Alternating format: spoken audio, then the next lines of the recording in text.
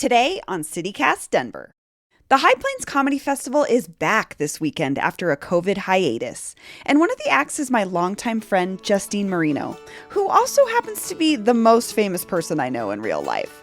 So I wanted to bring her on the podcast to talk about her new show on E!, her journey to stand-up comedy, and her thoughts on Denver's mall scene.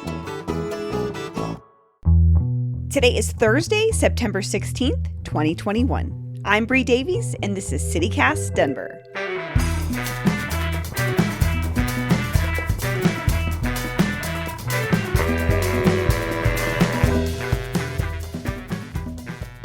Justine Marino, welcome to CityCast Denver.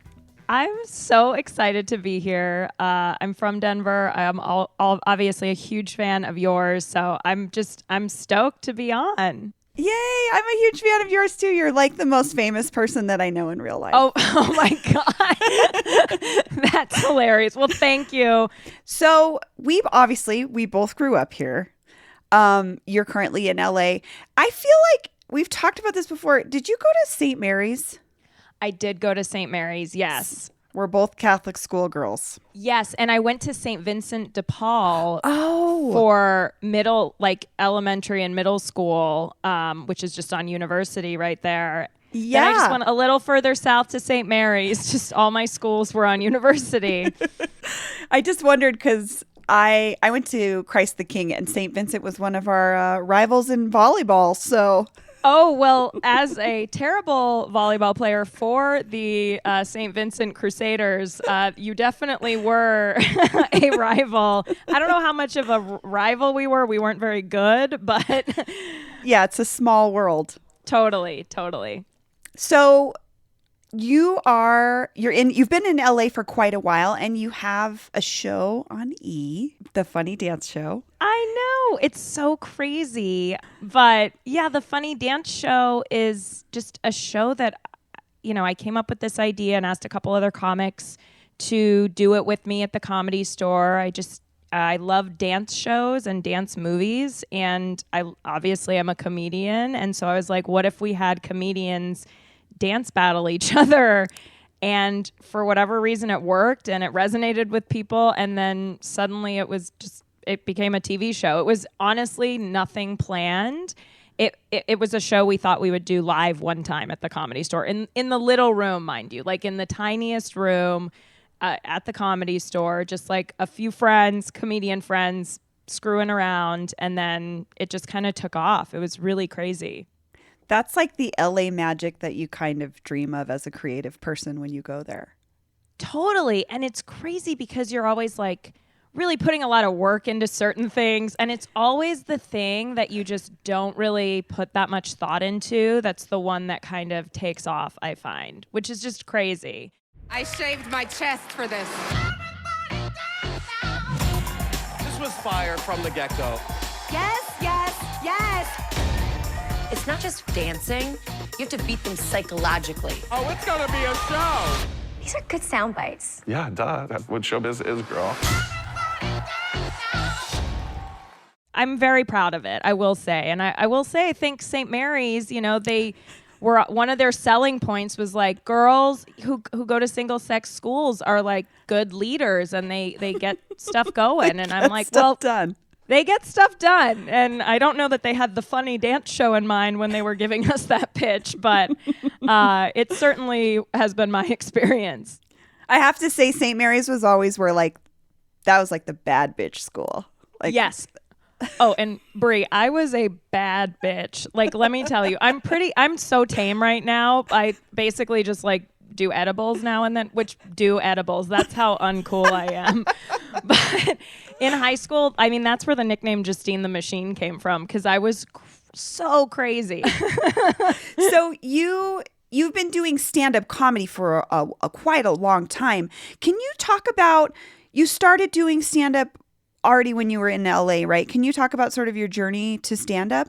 Absolutely. So when I came out to LA, it was for acting. And then I was in all these serious acting classes and I was just like, this is not the move for me. So then I went and started taking classes at the Groundlings, which is a big improv school here. Yeah, it's where a lot of people, they kind of like pull directly for SNL a lot of times. But like Will Ferrell had gone through the Groundlings, so I was like obsessed with Will Ferrell at the time. So I was like, I've got to go here. And I just fell in love with comedy. And so I did improv and sketch for a while, for about, I don't know, 2 or 3 years. And then a girl who I had been in a Groundlings class with was like, you should do this stand-up class that I tried. And people had said to me, you should do stand-up. And I was always like, no, like, that's for old dudes. Like, that's not, I'm not, that's not me. But then I was like, well, I have nothing else going on right now. I might as well, it might be a good way to,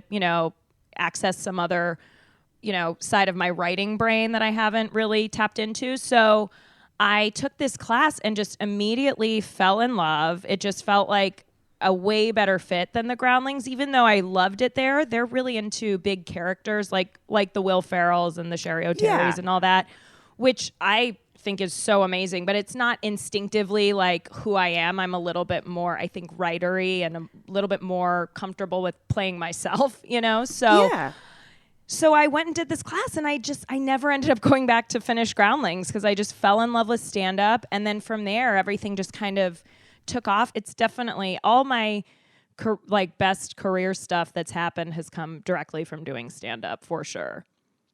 That's awesome. And I mean, I see the Funny Dance Show as such an extension of your stand-up anyway, the persona that you carry. Like you're a funny girl to me that I relate to. Like you're saying, like looking at stand-up comedians when you're like, I don't want to do stand-up. It's a bunch of old guys. Like, you're right. I didn't see a lot of people that were like me until I saw you.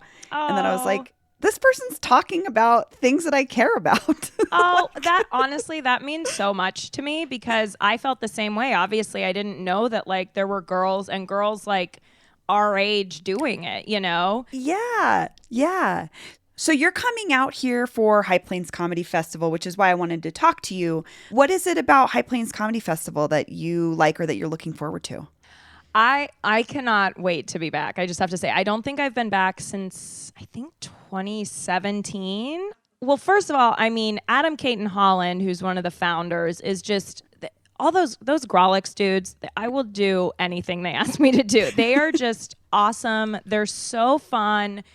They're brilliant, but don't take themselves too seriously. And I just think that having him and then Karen, so she's the other bigwig on the team, but the two of them, they just know, they have great taste, first of all, in the comics who they bring out. And it's just fun. It's a fun hang. It's like, yeah, you're doing these really fun shows and the crowds are great, but also they just make it so much fun in between. Like this year they have like a karaoke on Thursday and, pictures being taken, which from my Instagram, I love taking pictures.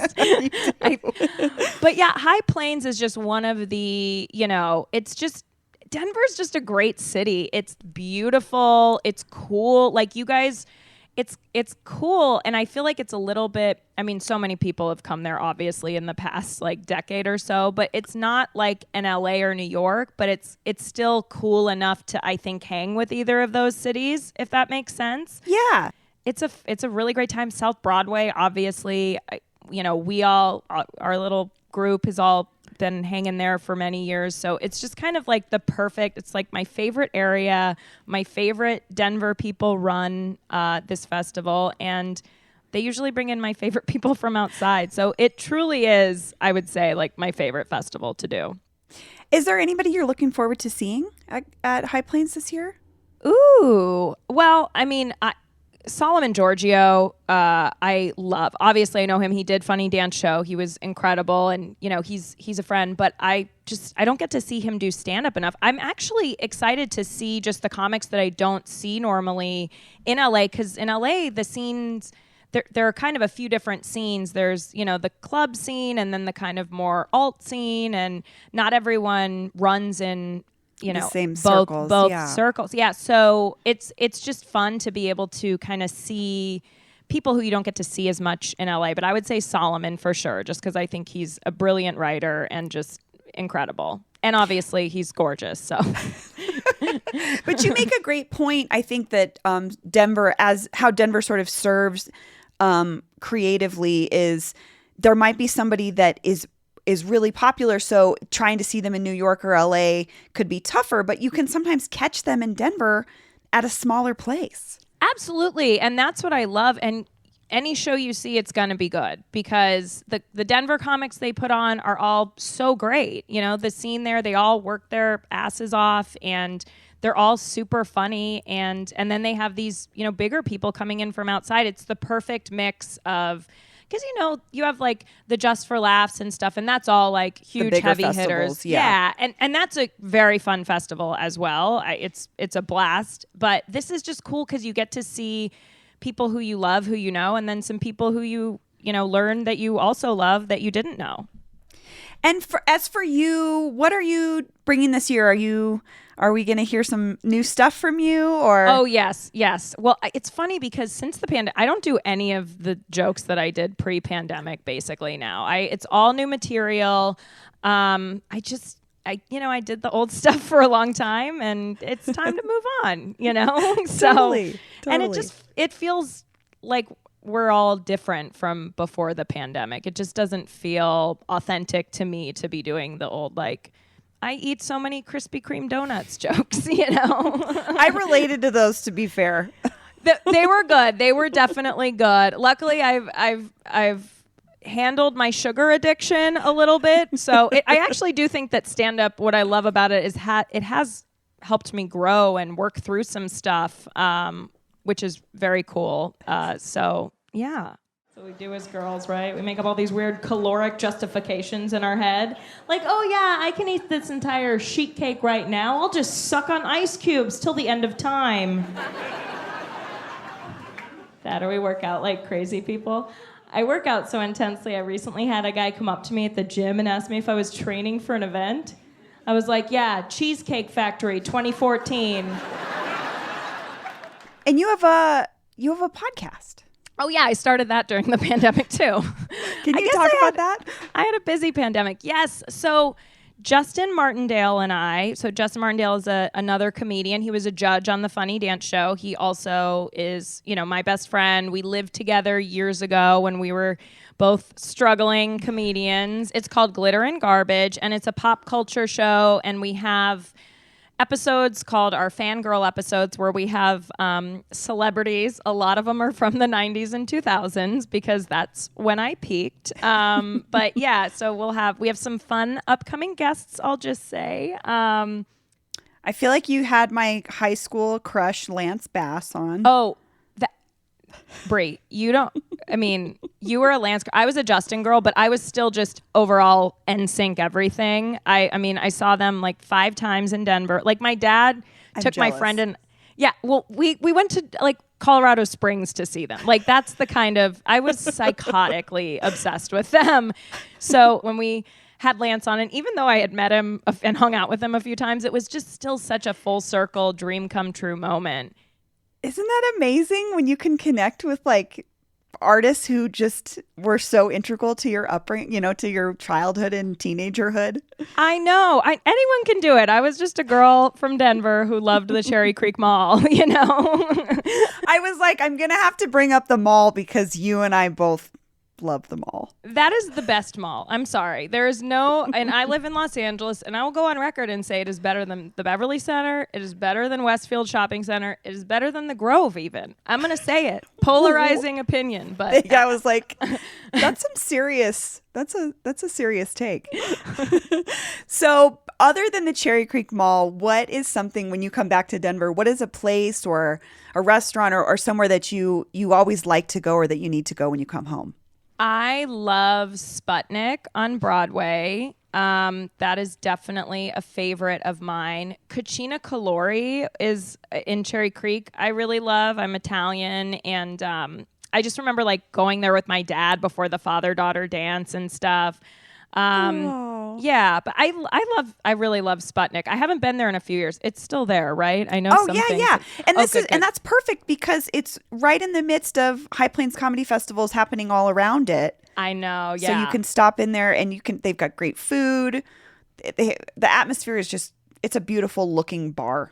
I love it. It's cool. They have really good vegan options too, because I'm vegan now, and they have this vegan corn dog that is so delicious. And then they had I don't really drink anymore, but they had this drink that I really liked called the Thor for a while, and it was like ginger beer and jalapeno tequila, and it was delicious. You're like, get out of here. It was disgusting.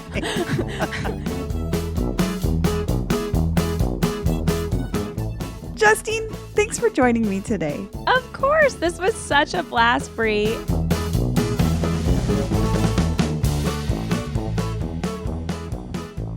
And here's what else is happening in Denver today.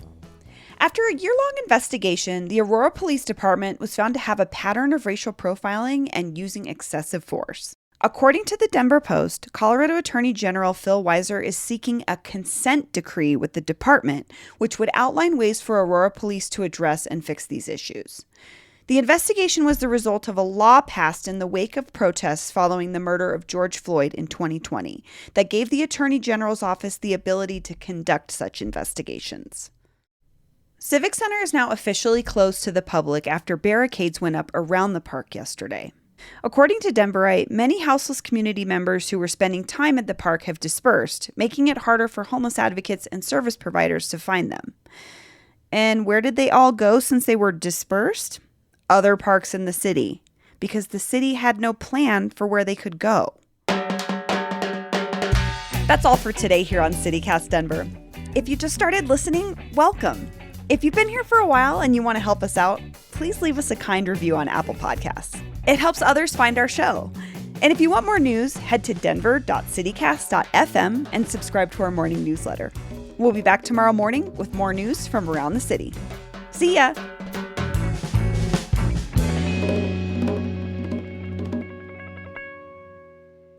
I never thought I would say I can't wait for summer to be over, but I can't wait for climate change to chill out or something. I don't know.